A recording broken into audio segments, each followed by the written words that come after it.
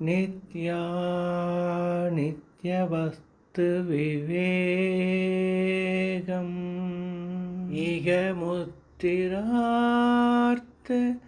பலபோக விராகம்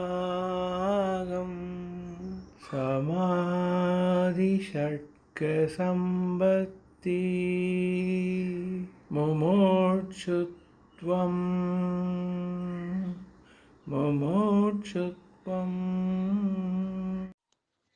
அன்பு யோகியே, ஆனந்த சுரூபமே, இனிய அருளாசிர். கைவல்ய நவநீத பாடல் செய்யுள். நித்யா அனித்திய வஸ்து விவேகம் என்றுதான் படிக்க வேண்டும். நித்திய அனித்திய, நித்யா நித்திய, நித்தியம் எது அனித்தியம் எது என்ற வஸ்து விவேகம்.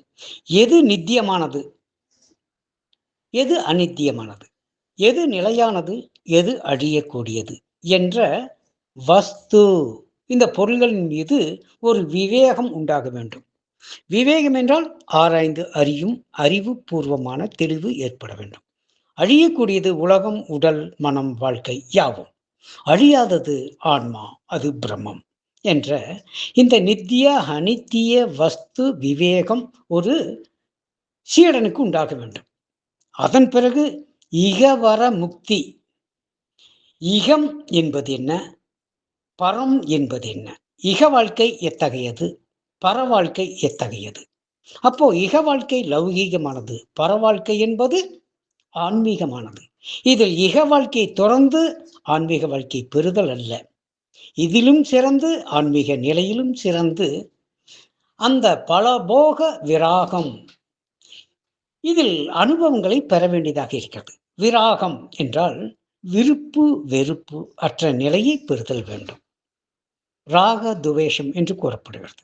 பல போக விராகம், பல அனுபோகங்களை பெற்று அதில் உள்ள நன்மை தீமைகளை அடைந்து அதை கைவிட்டு அதன் பிறகு சமாதி ஷட்க சம்பத்தி பெறுதல் வேண்டும். சமாதி நிலையில் தானான தன்மாயமாய் திகழ்ந்து இதுதான் நித்திய வஸ்துவாகிய ஆன்மாவாகிய நானே பிரம்மம் என்ற அந்த நிலை எவன் பெறுகிறானோ அவன் அந்த நிலையில் முமூட்சுவாக மாறுகிறான். முமூட்சத்துவம் என்றால் பிறவா பேரின்ப நிலை பெறுகின்ற அற்புதமான மரணமிலா பெருவாழ்வு அடைகிறான். அப்போ இந்த மரணமிலா பெருவாழ்வாகிய சாயுஜ்ய முக்தி பெறுவதற்கு நித்தியம் எது அனித்தியம் எது என்ற வஸ்து விவேகம் தெரிதல் வேண்டும்.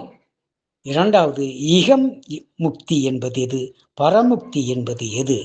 இகலோக வாழ்க்கை, அதாவது தேகமே ஆத்மா போகமே முக்தி என்ற தேகாத்ம புத்தியில் இருந்து விடுதலை பெற்று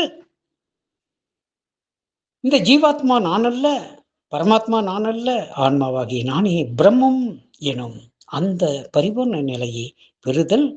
அதற்காக சமாதி ஷட்க சம்பத்தி, சமாதி நிலையில் நிலைத்து நின்று அந்த நிலையில் கடந்து தானான தன்மயமாய் திகழ்வதற்கு இவன் யோக ஞான பயிற்சியில் ஈடுபடுதல் வேண்டும். அதுவே முமூட்சத்துவம். நீங்கள் மும்மூச்சு என்றால் ஜீவன் முக்தர்கள் என அழைக்கப்படுகிறீர்கள் என்பதே இந்த கைவல்ய நவநீதத்தின் அற்புதமான கருத்து. என் அன்பு நிறைய அருளாசிர், நன்றி செய்க, நலமே பெறுக, தீர்காயுஷ்மன்.